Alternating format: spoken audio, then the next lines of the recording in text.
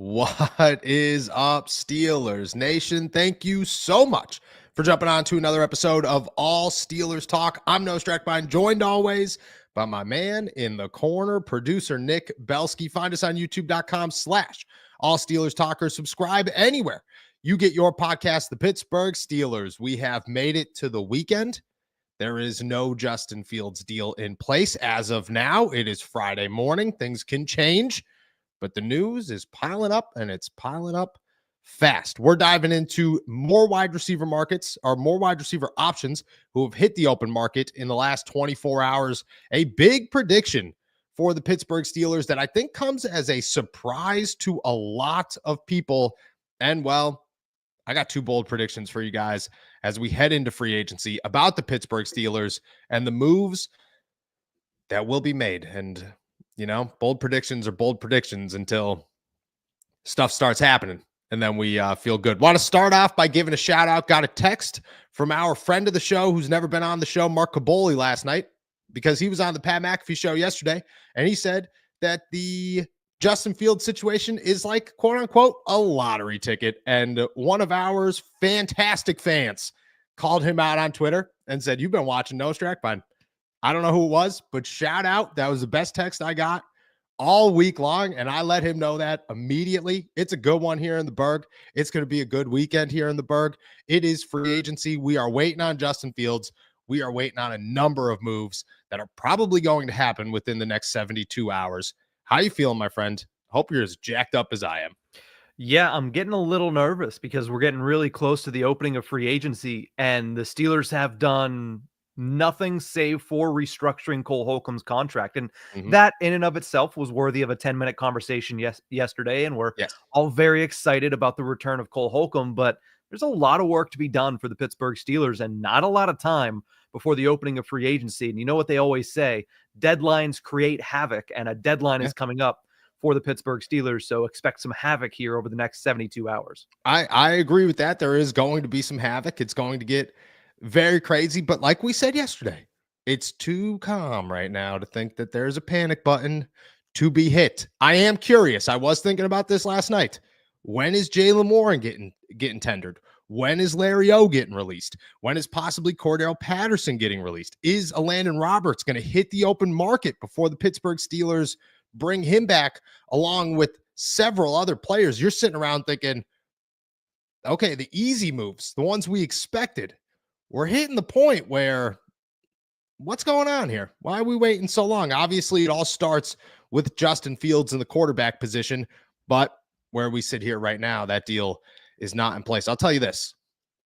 Steelers love a good Friday night move.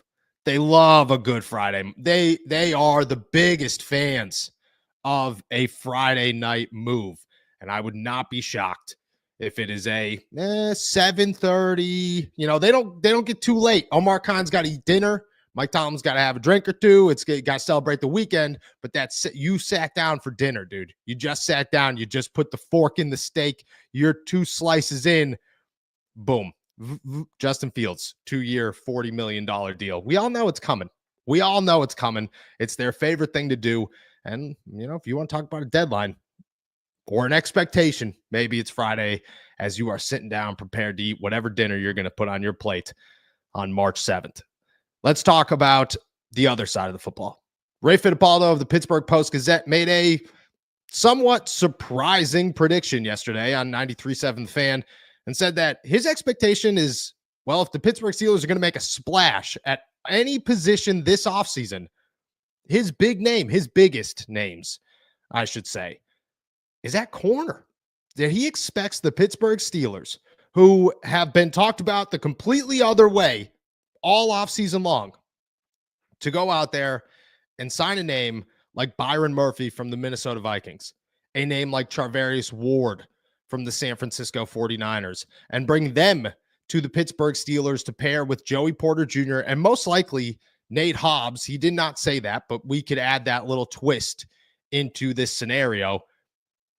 Makes you rethink a lot of things, because we have been completely under the assumption that the Pittsburgh Steelers are not going after a big name corner, that they are very comfortable spending minimal dollars on the cornerback position. Now, a lot of variables come into play here. The quarterback position is one of them. But I also think the fact that the Pittsburgh Steelers are most likely not going to spend a boatload of money at wide receiver, that they most likely are not going to spend a boatload of money at defensive tackle because they're going to draft them, that they have $62, $63 million sitting around. And they're saying, we're not going to just go into the season with 50 mil. We're not just going to sign Justin Fields. He's going to take on, because even if Justin Fields takes a 2-year, $40 million deal with the Pittsburgh Steelers, his cap hit in 2025, in my eyes, is no bigger than $12 million. There's just, like, that's all going to be backloaded. That's how the Steelers have always operated. That's how Omar Khan deals most of his contracts. I have a hard time believing that Justin Fields in a deal for the Steelers, his first year probably comes with a fully guaranteed deal, or a fully guaranteed year, but that fully guaranteed year is probably significantly lower than the second year, which is where he'd make his money if he can prove that he's a starter for the long term for the Pittsburgh Steelers. So they're sitting around saying, well, we have $50 million. We're going to go spend 25 of that on wide receivers. Maybe.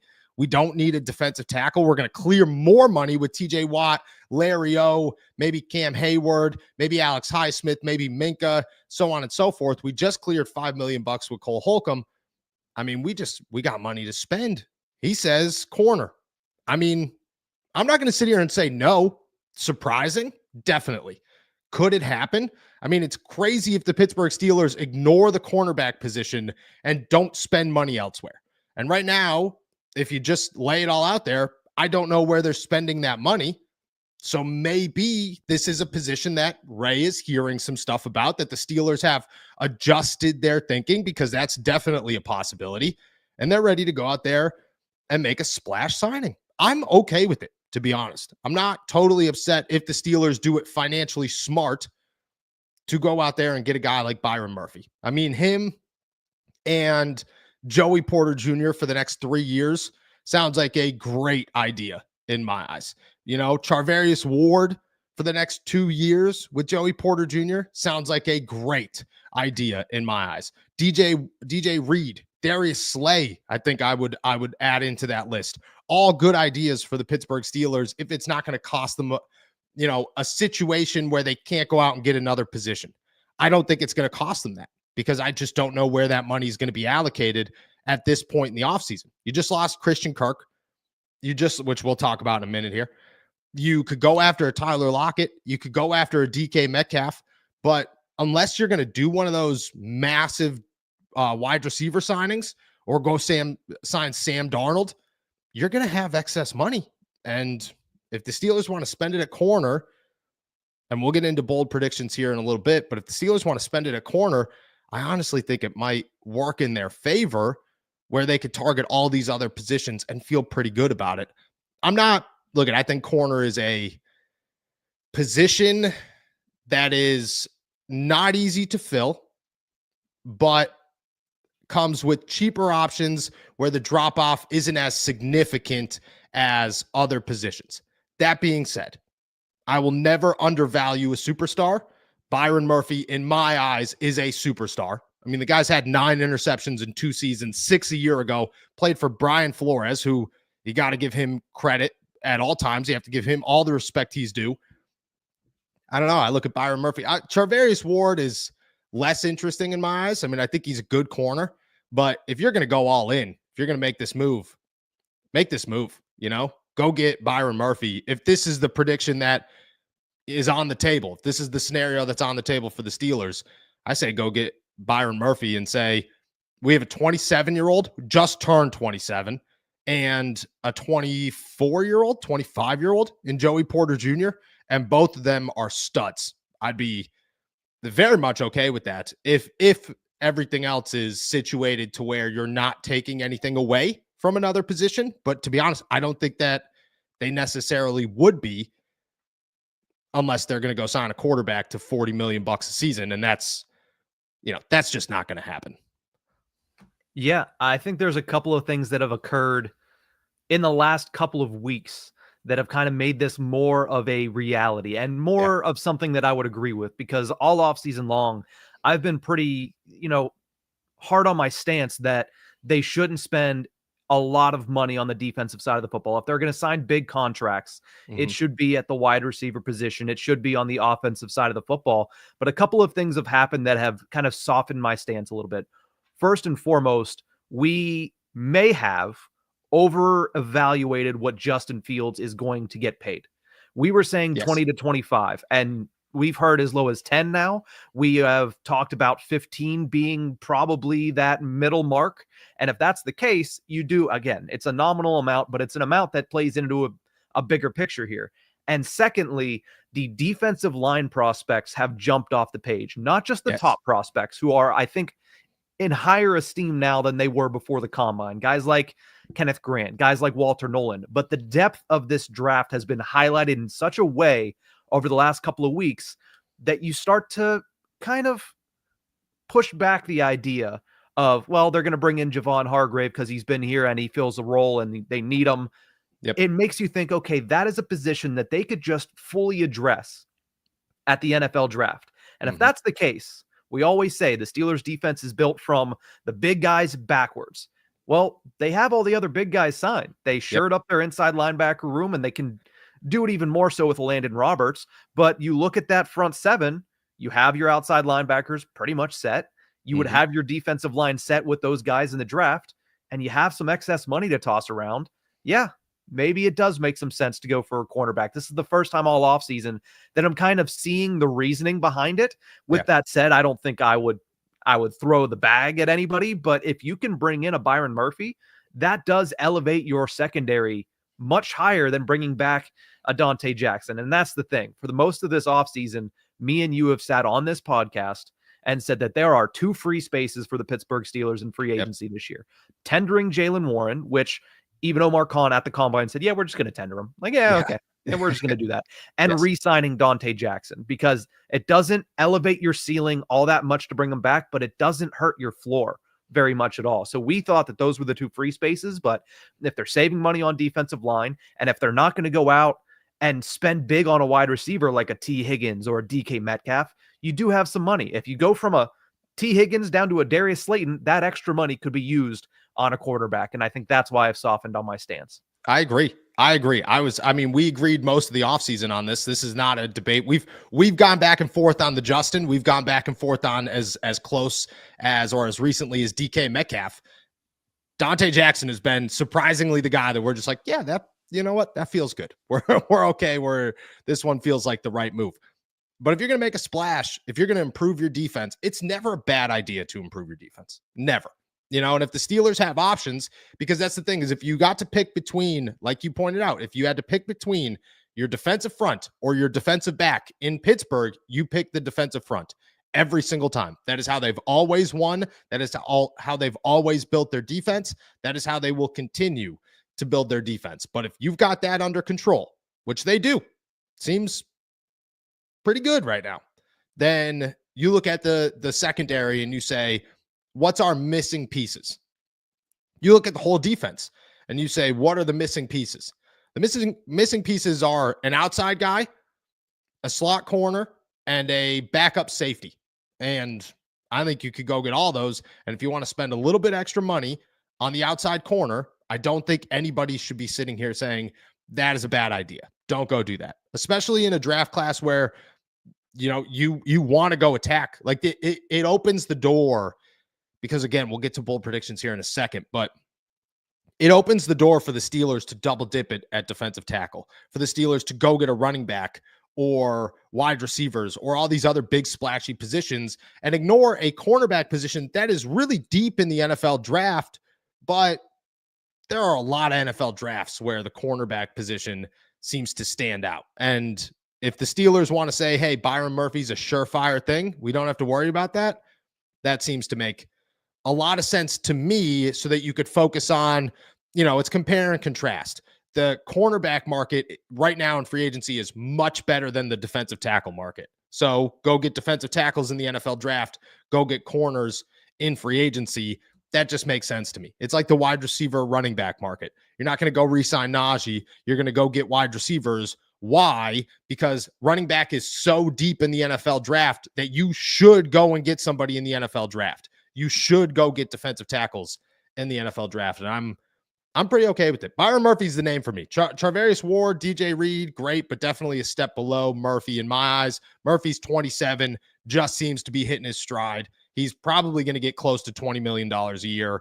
That's a lot of money for a corner, but if he can make that sort of impact, I mean, that's a dude who, again, he had 9 interceptions in the last 2 years. That's impressive.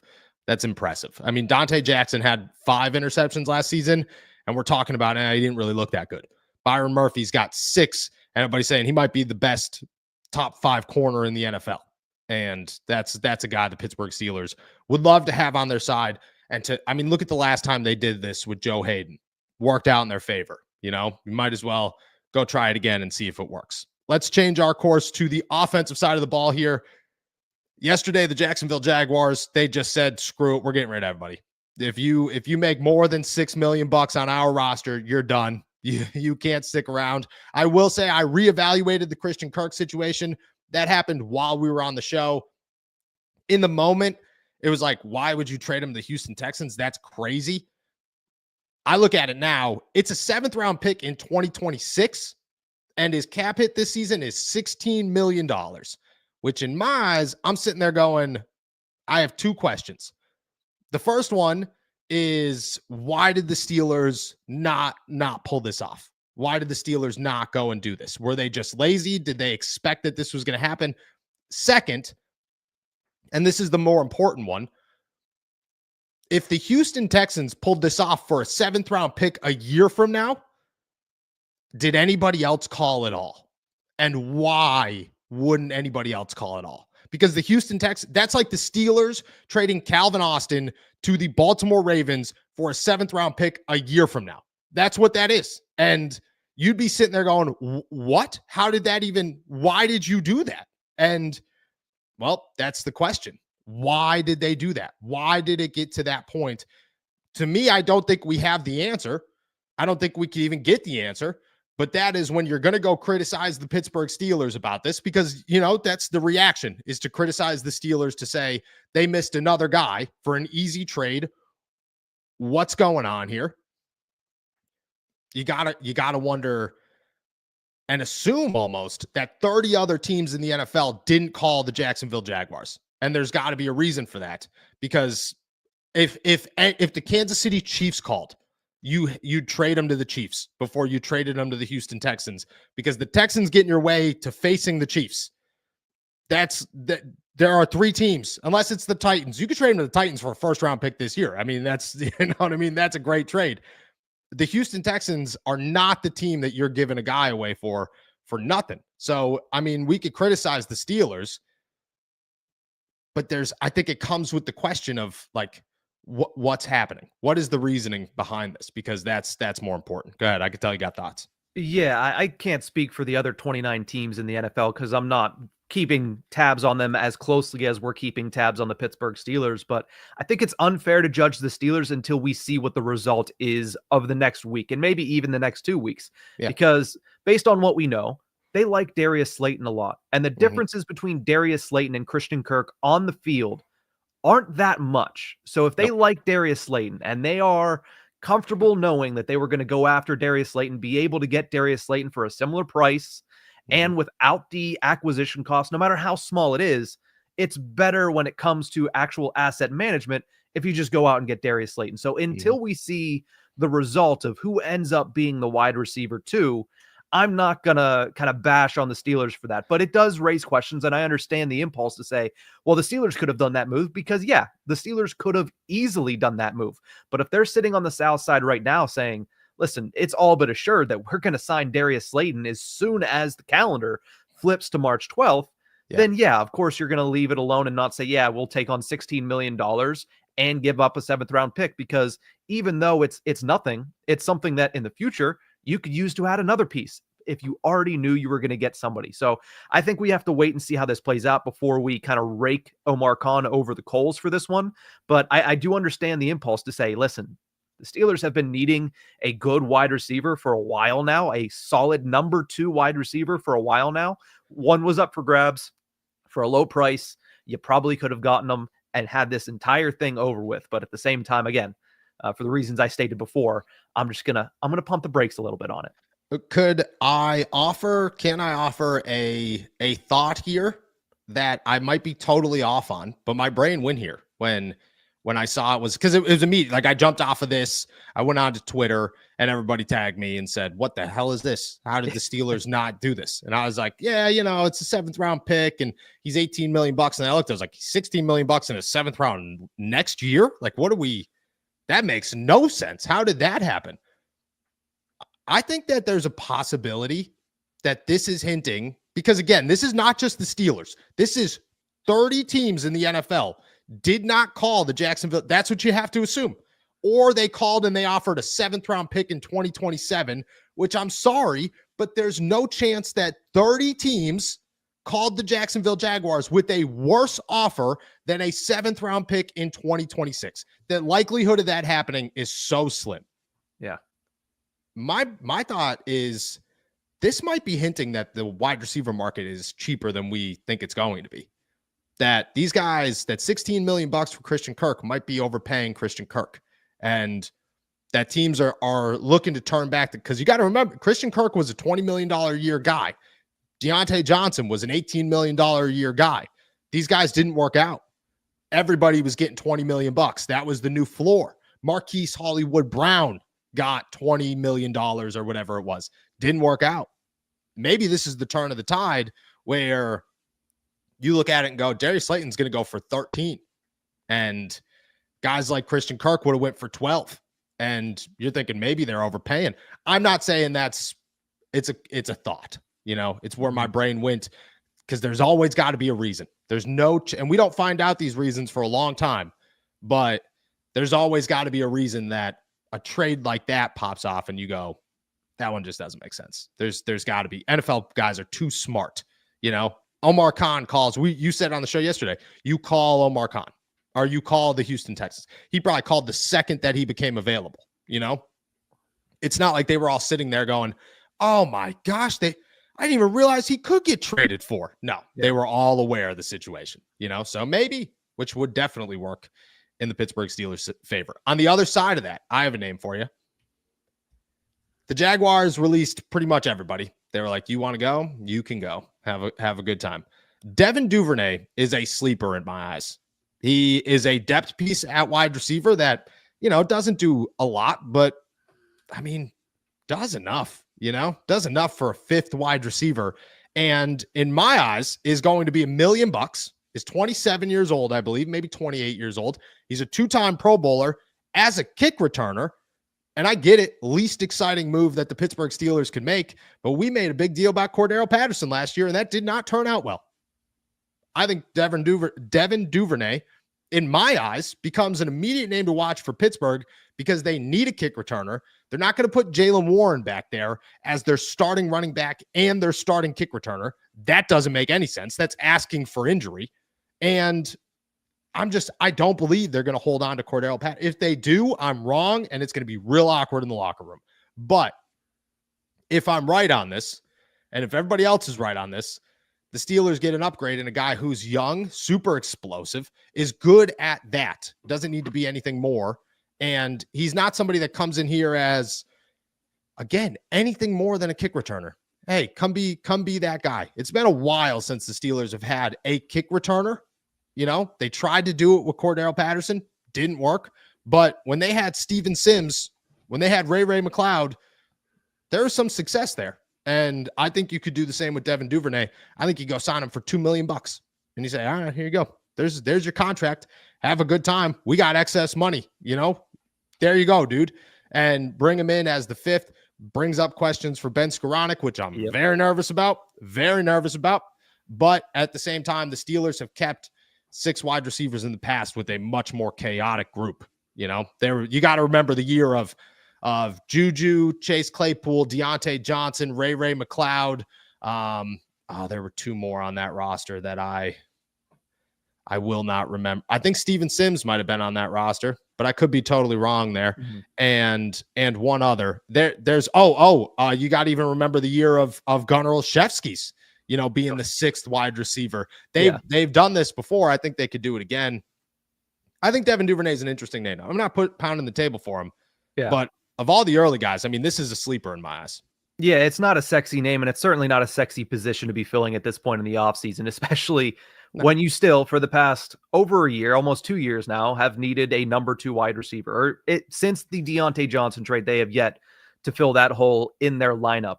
But you do need a better kick returner. We saw last year with the invention of the entirely new kickoff rules, other teams were able to flourish. They were able to 31 other teams. 31 other teams. The one that didn't was the Pittsburgh Steelers. Now, they did get a special teams touchdown, but that was from Calvin Austin on punt return. And that's what I'm wondering, because with this new kickoff formation, I feel like it's less likely that Calvin Austin's going to get his head blown off like he would if it was the old school one where they're coming from 50 yards down and people just have no hope. If he's good to do punt returns, I don't see why he wouldn't be good to do kick returns. I agree with you that you can't have Jalen Warren there if he's going to be wouldn't say bell cow. He's going to be the 1A and there's going to be a 1B brought in. But I don't see them wanting him to be in that position as the primary. I think I would go with Calvin Austin. I would keep Ben Skoranek. But if you're going to keep 6, yeah, it does make some sense to go after somebody that can be a kick returner. My worry, again, this is just my own anxiety, I guess, from what we've seen the last 2 years, is Devin Duvernay comes in and we all believe that, hey, he's just a kick returner. He's a kick returner. We can put that to the side. I'm sure he'll have a nice soundbite at Latrobe, and he's a kick returner. That's what he is.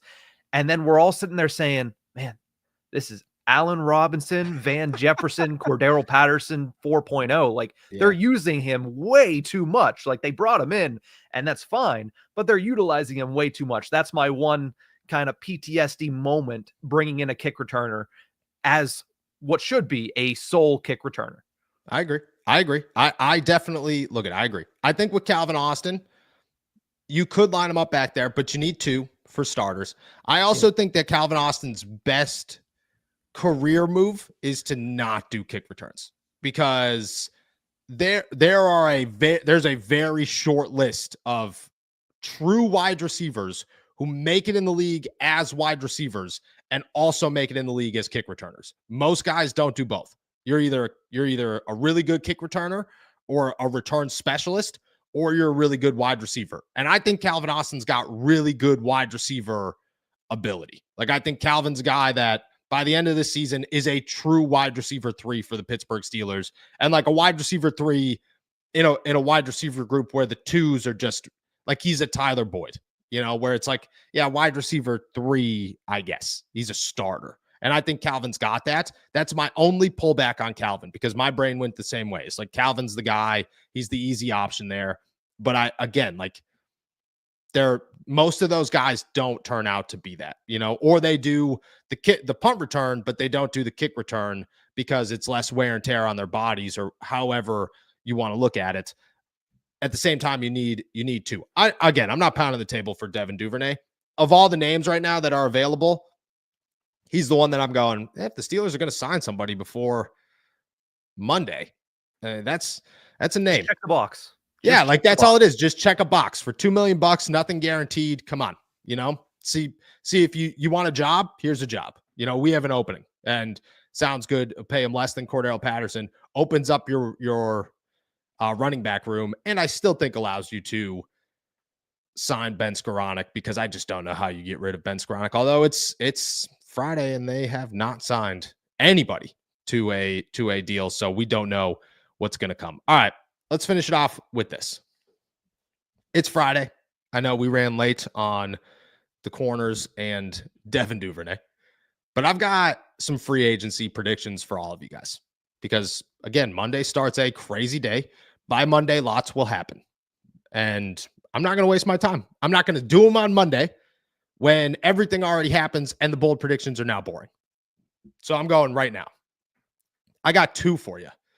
Both of them I think are exciting. Both of them I think are bold. Both of them I think make the Steelers a lot better of a football team. We'll start with the easy one. My first bold prediction for the Pittsburgh Steelers in free agency is that they go out and they sign not 1, but 2 wide receivers on the open market. And both of them are starter quality. I don't know who it is. My guess would be Darius Slayton and another name. But that Darius Slayton could turn into a Darius Slayton and a Chris Godwin real quick. That Darius Slayton could turn into Darius Slayton and Tyler Lockett real quick. I think the Pittsburgh Steelers might overreact this offseason and say, we don't need a number 2. We need a number 2 and a number 2B. And at the same time, we get to open the door right now to a possible trade for George Pickens. I think the Steelers want options. I think the Steelers want the best wide receiver room possible. I really, truly believe that overreacting this offseason is a real possibility for the Steelers. And come Monday, it would not surprise me if they are the first team to sign a wide receiver, and then within 24 hours, we're getting that second Adam Schefter update or all Steelers talk update or whatever saying, breaking, Steelers sign another wide receiver. And we're going, what the hell just happened? I think it's a possibility. I think 2 wide receivers are on the table for the Pittsburgh Steelers right now for a number of reasons. The biggest 2 being they're not going to take any chances. They're not looking at Roman Wilson as a surefire thing. They're not. There's no chance, whether everybody has massive upside for Roman Wilson or wants to see Roman Wilson, doesn't matter. The Steelers are not looking at him as a piece to the puzzle right now. In their eyes, he's got to prove everything to them, and he's got to earn the ability just to prove it to them because they can't take that risk. You go out and get 2 guys, I would not be shocked if the Steelers are opening the door for 1, the possibility to move one of their own wide receivers, and 2, making sure that there are no questions asked, that they have at least 2 guys in their roster that are new and add first team starting potential right off the bat. Because again, like last year, they found themselves looking at Calvin Austin, Van Jefferson as your 1A, 1B for 3 weeks, 4 weeks, whatever it turned out to be. They won't take that risk again. My first bold prediction is Steelers sign 2 wide receivers. What are your thoughts? Yeah, my first thought whenever you started this bold prediction was, man, they're really just saying F them kids with Roman and Calvin, just saying, let's bury both of them. They're going to be 4 and 5 on the depth chart. And then you brought up the dark clouds that I think a lot of people are avoiding because it's still out in the distance. Like you see it, it's there, but it's not present danger. Let's deal with what's here. And that dark cloud is what's going to happen with George Pickens. And you've mentioned one of the angles that they could go is trading George Pickens. Now, I'm in the camp that I think the Steelers are not going to get better by doing that. But at the same time, you have to recognize the fact that they might be hesitant to give this guy cash. They might be hesitant to give this guy an extension. And if they are, how's he going to react to that? Is he going to sit out? Is he going to say, I'm not coming to camp? Is he going to demand a trade? Because there have been a lot of players that have been given opportunities to seek trades already in this offseason. There's going to be a lot of movement. Would we be surprised if George Pickens and his agent decide, let's take the route that we've seen everybody else take this offseason? So there are dark clouds out there, and it's just uncertainty because there's all these lanes that they could go with George Pickens. And I'm sure the thing that they want the most and the thing that helps the Steelers the most is they keep George. He works out. Everything works out, and you get to utilize this uber talented, top tier wide receiver for many, many years. But that uncertainty still exists. So signing 2 wide receivers, as you're saying, it's a bold prediction for a reason, because they have, like we mentioned, they haven't done anything since Deontay Johnson to fill that spot. So filling it twice over would be surprising. But with the way things are shaken out, it's not impossible. It's not impossible. Right now, I'm feeling like Darius Slayton is a guy that is earmarked for Western Pennsylvania. It wouldn't be hard for me to kind of see the forest through the trees and say, there's another name out there that could come in and realistically battle it out with Calvin Austin for reps as the third wide receiver. I think the thing we're overlooking the most with this bold prediction and the George Pickens situation is the possibility that George is not happy that he doesn't get paid. Because we are under the assumption of the Steelers side that they probably aren't going to pay him this offseason, but we rarely address the possibility that George does not show up for training camp. Or like you said, George asked for a trade. George is looking for to go somewhere else. That George isn't willing to pay on the final year of his rookie deal. There is that possibility. And there are teams that will call, because the Seahawks GM said yesterday that there is, quote unquote, a ton of interest in DK Metcalf.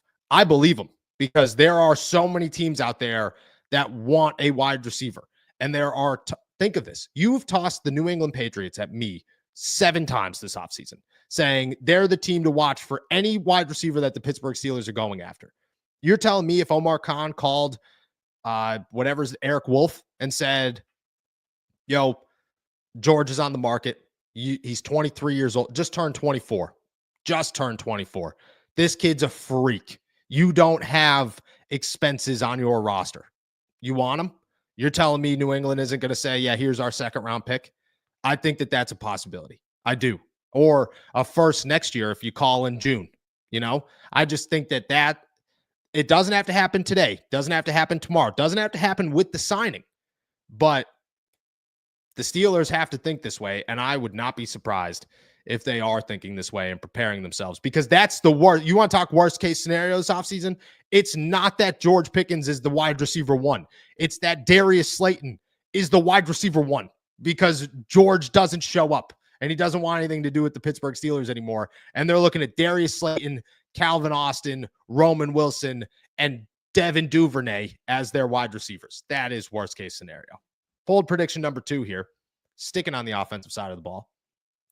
This is a guy that, look, I've said you got to give him an opportunity. You got to see what he's like at his natural position. You got to try it out. But I'm also looking at it saying the Pittsburgh Steelers are very well aware of the struggles.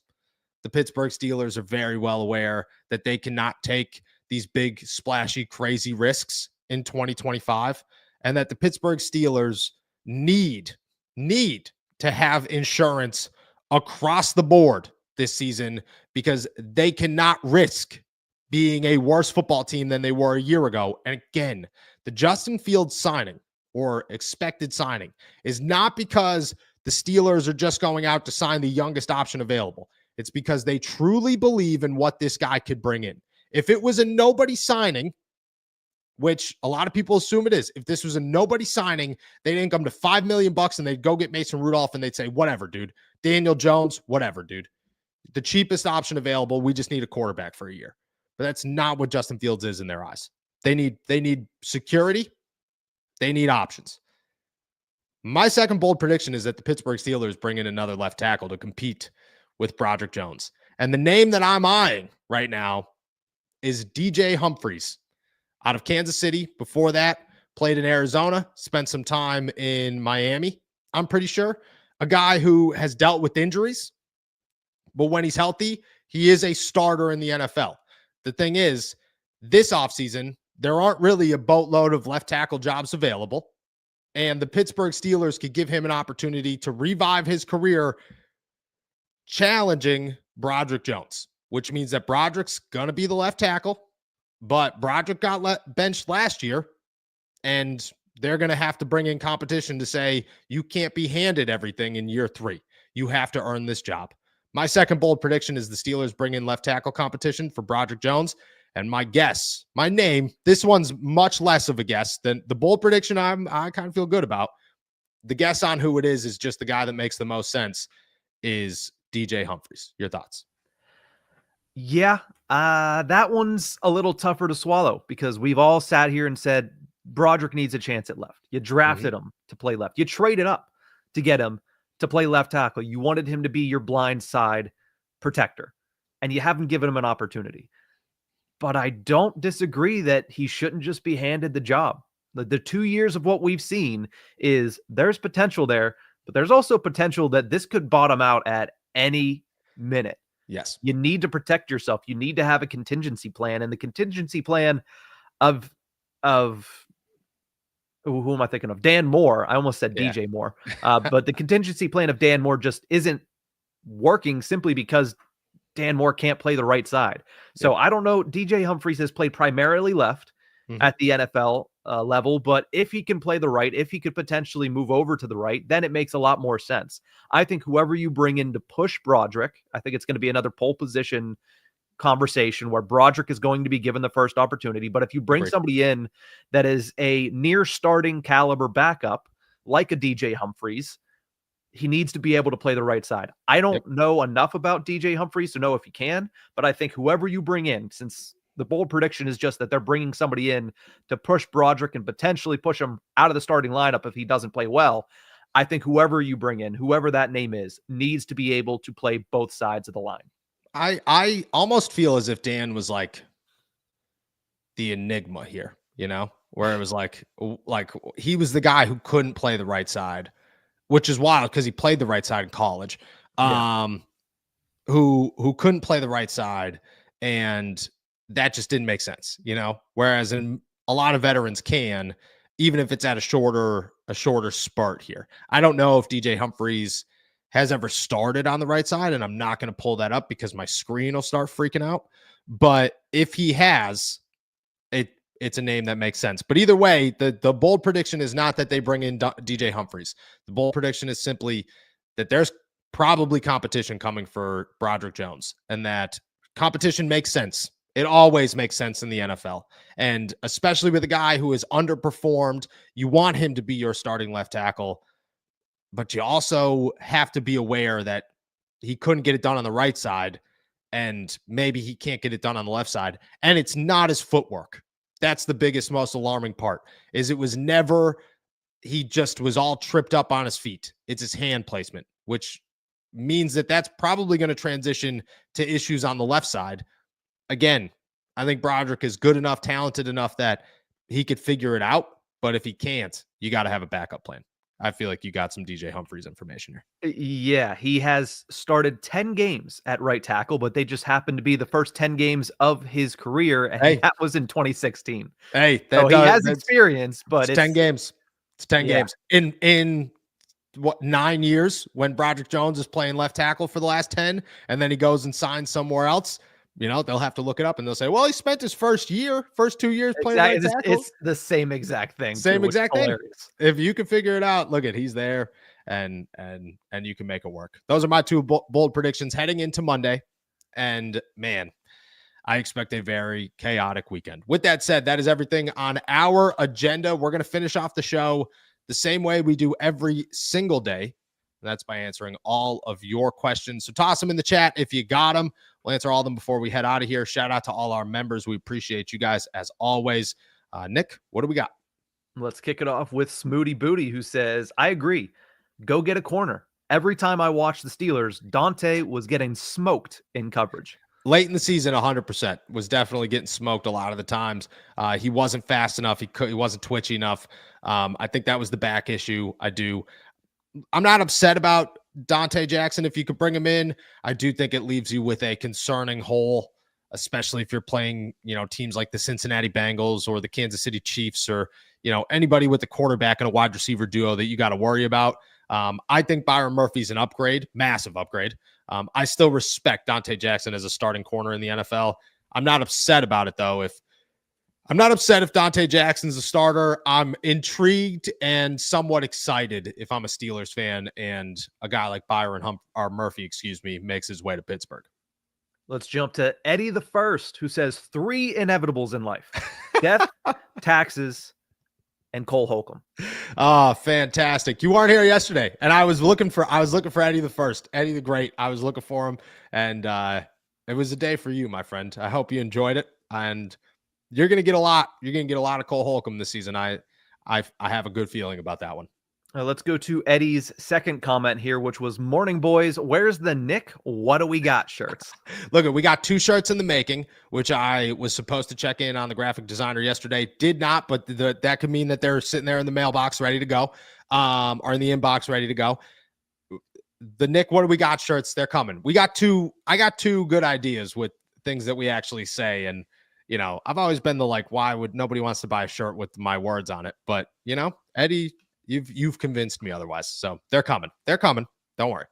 Let's go to Egyptian Roughneck, who says, so I think I want to try out for the offensive line. 6'5", 325, a registered bounty hunter. I think I can make the cut. First off, you just became much more terrifying of a human being, which, Egyptian Roughneck was already a pretty terrifying name to just look at, but 6'5", 320. You look at DJ Humphries is going to cost some money. I bet you're a little bit less expensive on the open market right now. I think you and Omar Khan should have a conversation. That's wild. You're a massive human being and terrifying. And great at Madden. Let's not forget that. And great at Madden, dude. Shout out you, bro. Killing it. Absolutely killing it. Let's go to Ricky Alexander. Appreciate you, Ricky. Says, does Justin just test free agency to get Pittsburgh to go to his number? No, I don't think so. I honestly think that if Monday rolls around and it's 10 in the morning, 11 in the morning, that the Steelers sign somebody else.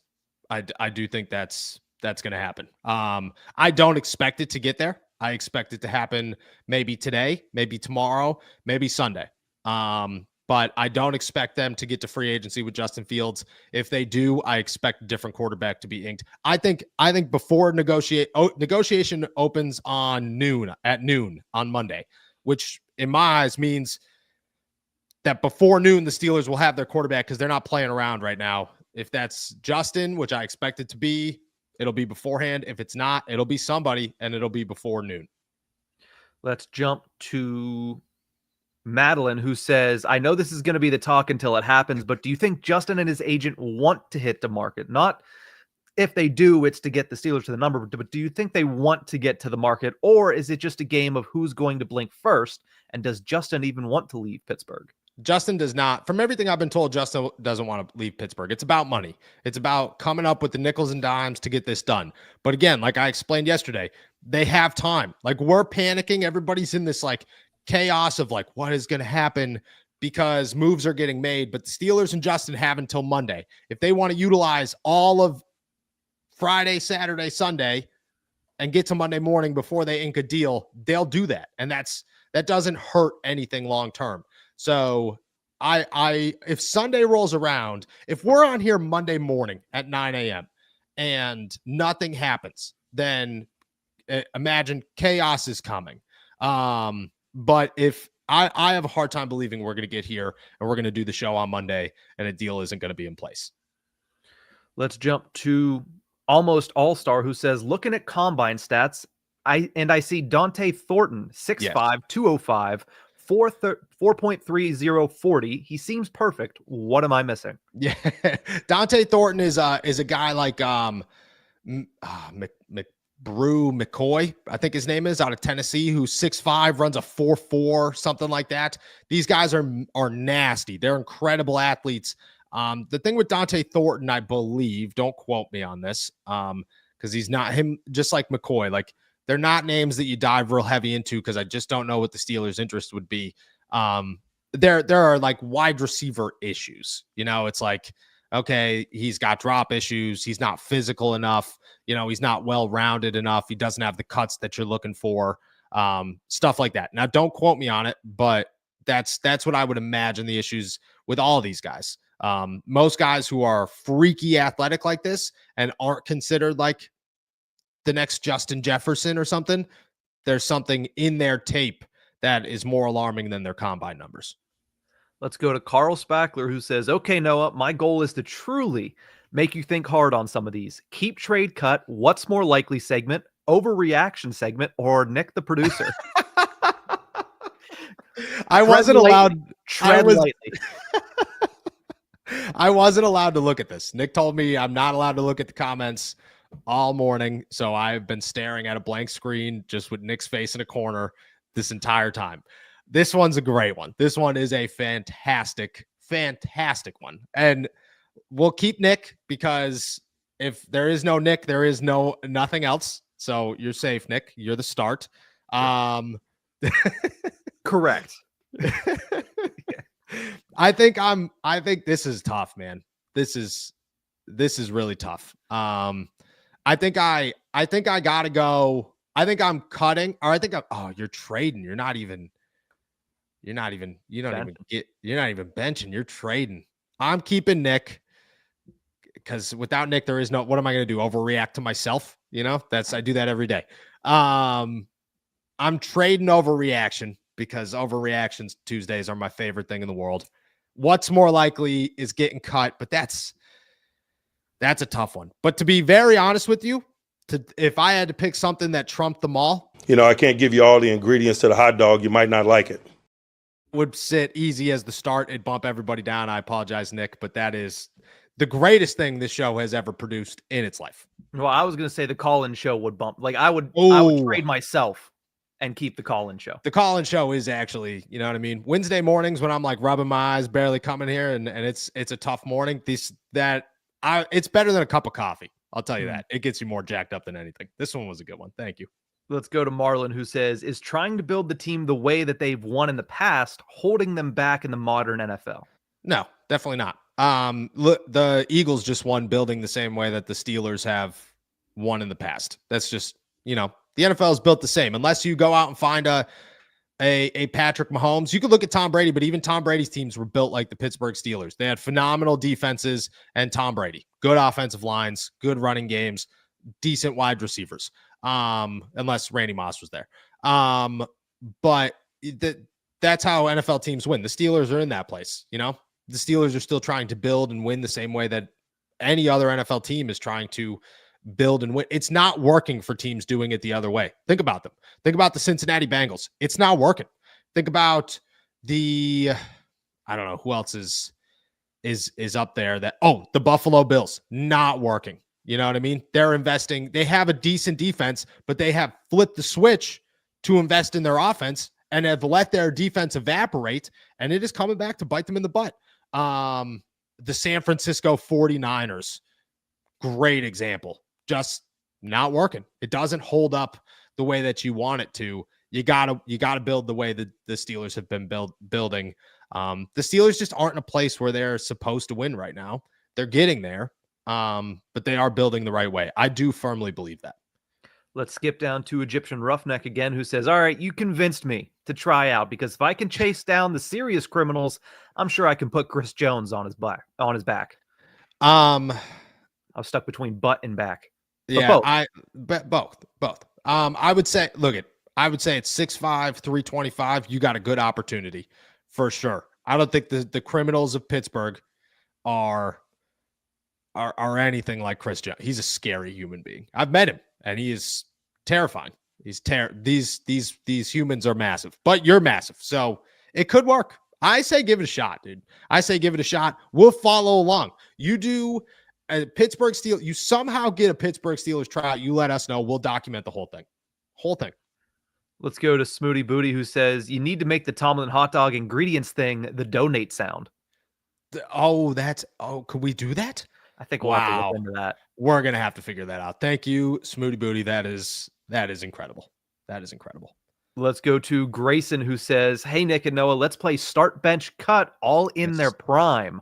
Okay. Le'Veon Bell, Saquon Barkley, and Chris Johnson, the former Titans running back, in case anybody forgot how much of a dog that he was. Yeah, to be very honest with you, people might get very upset with me for this one, but I'm starting Saquon.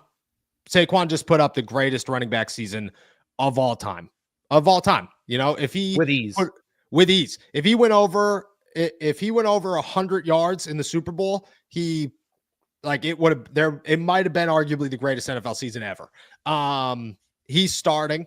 Chris Johnson's getting benched, man. That dude was a dog. Chris Johnson was so undervalued because he played with such great running backs, like in a time where running backs were really killing it. He was a dog. Like, he was unbelievable how good Chris Johnson was. And then Le'Veon Bell's getting cut. Like, I appreciate Le'Veon Bell, but what'd you get, 1 year of his prime? It's just not. Chris Johnson did it for years, my friend, and he killed it for years. I'm going Saquon, Chris Johnson, Le'Veon Bell. I like the list. Let's go to Mike Lang. Appreciate you. Says, good morning, fellas. Y'all put me in a dilemma this morning. I had to choose between you guys or watch Get Up. And yet here I am. Yeah, take that, Ryan Clark. He says, what are your dream additions this summer? I can't wait to see Ryan at training camp this offseason, and I will make sure that I tell him. on March 7th. Yeah, I will make sure. I'm going to screenshot this comment, actually, Mike, and I'm going to show him it when I see him in training camp and be like, hey, just giving you a heads up, pal. You better step it up. You're losing people. You're losing people there at ESPN. I can't tell you how much I appreciate you for that. Dream additions for me this offseason. That's tough. I would say a second round running back is a dream addition for me this offseason. Caleb Johnson, Quinshon Judkins, or Trey Henderson. Dreams. Like, we're going realistic dreams, but dream scenarios. Phew.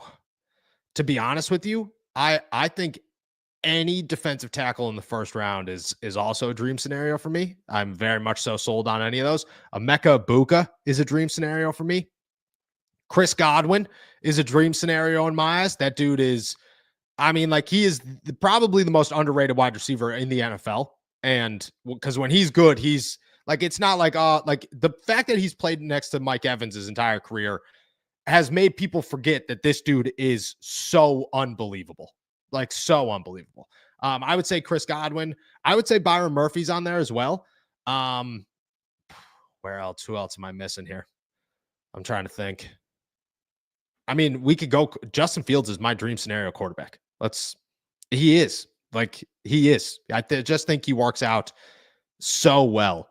And then I'll toss Jackson Slater out of Sacramento in the 4th round is my dream scenario to compete with Mason McCormick, because that dude, I've watched a lot of tape, okay? And I don't know how I ended up on Jackson Slater's tape in Sacramento, but that dude is a dog, and it's unbelievable how good he is. So that would be those are my dreams. That's my dream scenario right there. The big ones, Chris Godwin.